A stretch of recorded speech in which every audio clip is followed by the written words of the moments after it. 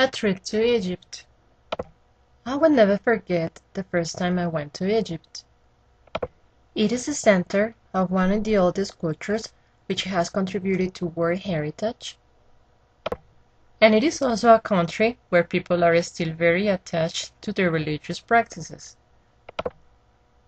This adventure started one day in high school when I was listening to the social studies teacher telling us about the pyramids, the Sphinx, and the pharaohs. It was the first time I heard about this ancient culture, and this made me feel very excited. The idea of traveling to that fascinating land came to my mind while I started looking for books and TV programs related to that culture. Then I strongly wished to go there. Although I wanted to visit the old continent as soon as I finished high school, I had to wait until I graduated from college and got a job.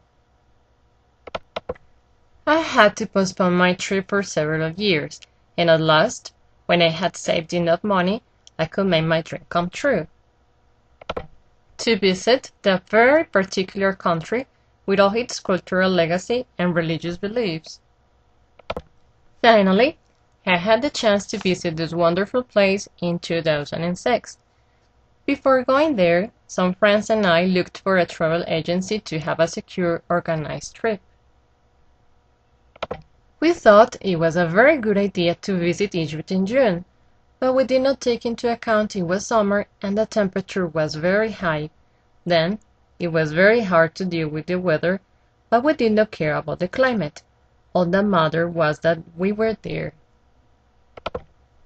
Once we had everything arranged, we took a flight that lasted almost 2 days. When we arrived to Cairo, we were very tired after waiting too long at different airports, but we were still very anxious to see that beautiful land. It was a 15-day journey that started in Cairo, a city that has wonderful and modern hotels like the Conrad, where we spent a few days. In the meantime, I visited the pyramids located on a very big field where most of the tourists ride camels. Of course, I had a ride too. It was a frightening experience because I did not expect a camel to be so tall and race long distances fast. I also visited the Egyptian Museum, where I had the opportunity to be very close to the famous Tutankhamun mummy. This pharaoh's mummy has one of the biggest treasures I have ever seen. The most wonderful thing was to look at all the huge amount of jewelry and number of objects that belonged to him.